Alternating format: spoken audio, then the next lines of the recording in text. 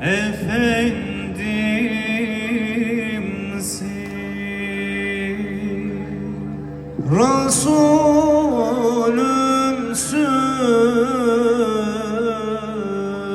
Resulümsün,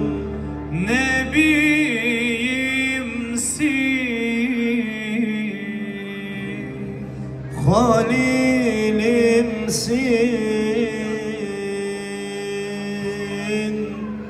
Muhammed'sin.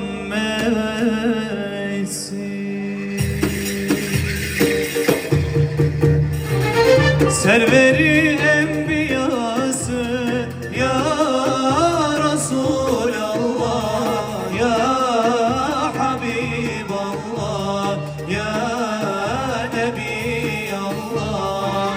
Sultanul Ezkiyasın ya Resulallah, ya Habiballah.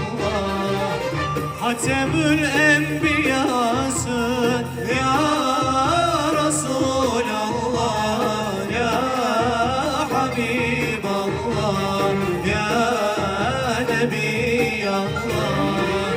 Muhammed Mustafa'sın ya Resulallah.